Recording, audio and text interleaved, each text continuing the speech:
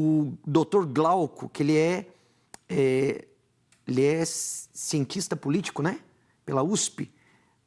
Olá, Pastor. doutor Glauco. Boa noite, como está a senhora? Tudo bem, e o senhor? Tudo bem. Prazer em estar com a senhora, prazer em estar com o bispo e com o pastor Anderson. É um prazer, doutor Glauco. O senhor, como cientista político, qual é a sua opinião? Bom, vamos lá. Eu sou cientista político e eu sou coronel da reserva da Polícia Militar também. Eu trabalhei 35 anos na Polícia Militar. Meu último comando foi a cidade de São Paulo e eu acabei fazendo um doutorado na USP em ciência política. Eu acho que esse tema assim extremamente desafiador, importante.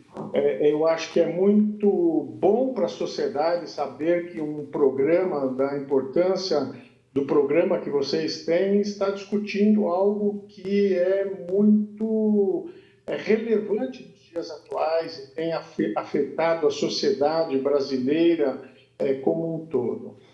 Eu queria citar dois aspectos, né, que são o papel do Estado e o papel da sociedade.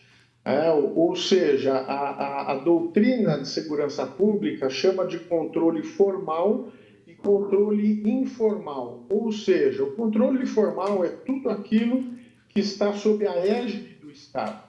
Então, o controle formal envolve a polícia, o controle formal envolve o poder judiciário, o controle formal envolve as escolas públicas, ou seja, todo o aparato do Estado que, de alguma forma, tem o condão ou de prevenir o crime e, se este não for prevenido, de reprimir o crime. E existe também o controle informal, ou seja, aquele que está no âmbito da sociedade.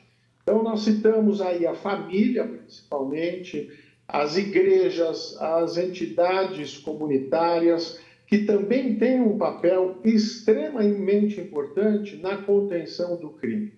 Eu achei interessante, eu anotei aqui as falas do Jackson e da Dani, e eu queria fazer da fala deles um pouco da minha fala para a gente poder ter um encadeamento dentro do programa de vocês. E, se não me engano, foi a Dani que falou que, olha, a violência é uma mistura de tudo isso. Ela, de alguma forma, está certa. A literatura acadêmica, como um todo, identifica que a desigualdade social, o crime organizado, né, que vocês estão chamando de facções criminosas, a falta de atuação do governo, a impunidade. Eu achei interessante, uma das pessoas que vocês entrevistaram, ela falou, não é sensação, não, é a impunidade. A impunidade ou ela existe ou ela não existe. E, na realidade, essas pessoas têm um pouco de razão. Esses itens todos, eles são extremamente relevantes, extremamente importantes para que nós tenhamos o quadro atual. E por que eu acho extremamente relevante vocês abrirem esse debate? Porque todos nós temos a nossa responsabilidade em prevenir e reprimir o crime. Por que todos nós? Hoje eu estou na reserva, hoje eu sou um oficial aposentado da Polícia Militar, depois de 35 anos, mas eu sou um cidadão. Eu tenho também o meu papel relevante, importante, em contribuir para que algumas pessoas, ou muitas pessoas, ou uma pessoa, não ingresse no crime. Assim como os meus colegas, os meus companheiros policiais desempenham o papel de prevenir o crime, no caso da Polícia Militar, de patrulhar as ruas, de garantir essa sensação de paz e de segurança e de ordem para a sociedade, ou da Polícia Civil em reprimir o crime. Me chama a atenção no Brasil, e algo assim que eu acho que é extremamente doloroso, é esse grau de desigualdade social que nós vivemos. Algumas pessoas têm muito, outras pessoas têm nada. E não dá para uma sociedade conviver com extremos como o Brasil convive hoje. Quando nós vemos essas cenas do Rio de Janeiro, quando nós vemos essas cenas das periferias da cidade de São Paulo, são pessoas que muitas vezes elas não têm nenhuma perspectiva de vida, elas não têm nenhuma esperança de vida. E aí entra o papel do Estado em levar escolas até essas pessoas para que elas tenham uma opção de vida, principalmente jovens e adolescentes. Os dados indicam que a maioria avassaladora dos criminosos possuem entre 16 e 24 anos. Ou seja, são pré-adolescentes, são adolescentes e são jovens que talvez não tenham uma expectativa de trabalho, não tenham uma expectativa de vida e acabam ingressando no crime. Há outros fatores que também são relevantes. O crime organizado no Brasil se estruturou de uma forma muito acentuada nos últimos 20 anos. Na realidade, PCC é dos anos 90, o Comando Vermelho ainda é dos anos 80, final dos anos 70, especialmente o Comando Vermelho, na mistura de presos políticos com presos comuns, nos presídios cariocas, em que os presos políticos começaram a ensinar os presos comuns. O que eu chamo de preso comum? O preso que está dentro do presídio porque cometeu um furto, cometeu um homicídio, cometeu um roubo, um sequestro, qualquer tipo de crime comum. E o criminoso político que estava preso, junto com eles, começou a ensinar determinadas técnicas de tal forma que, ao longo desse período, ao longo de 5, 10 anos, os presos comuns começaram a ter a necessidade e o conhecimento para montar essa organização que hoje nós chamamos de Comando Vermelho.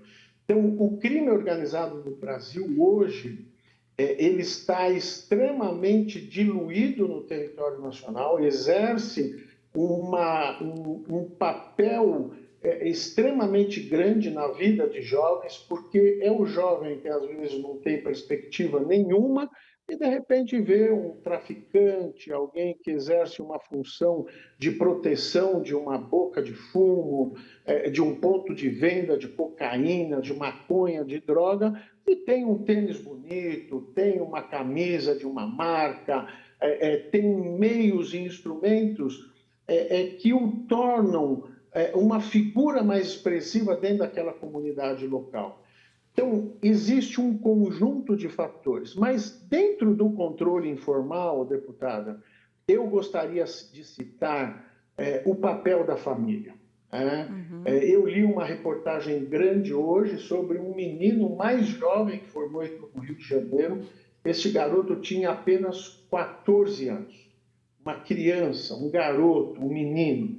E eu li ali a história de vida dele, eu vi o testemunho do pai dele, em que o pai dele fala que chegou um momento ele não sabia mais o que fazer com o filho.